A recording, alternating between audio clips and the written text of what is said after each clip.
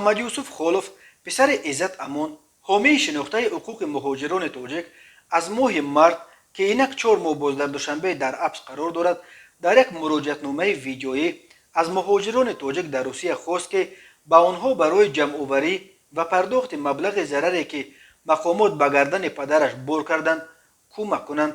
پسر عزت امان گفت پرونده پدرش را باید روزهای نزدیک به دادگاه بسپارند. ما به تنتنه عدالت باور داریم و مطمئنیم که پدرم روزهای نزدیک به آزادی میبراید، گفت محمد یوسف خولف. هفته گذشته شریف قربانزاده سردار ریاست نظارت اجرای قانونها در دادستانی کل تاجیکستان گفت علیه عزت امان 12 نفر دعوا پیش آوردند و او را در قلابی به مبلغ 630,000 روبل روسی و یا نزدیکی 10,000 دلار ایبدار میکنند. به عقیده دعواگران عزت امان در روسیه گویا برای حمایت حقوق آنها پول گرفته ولی فریبشان داده است. بنا به اطلاع دریافتی قرار است که عزت امان ماه اوگوست بر اساس قانون اوفی که به مناسبت 30 سالگی استقلال تاجیکستان قبول میکنند آزاد خواهد شد، ولی یک شرط اوف پورا پرداخت کردن حجم ضرری است که در پرونده نشان داده شده است. عزت امان روز 25 مارت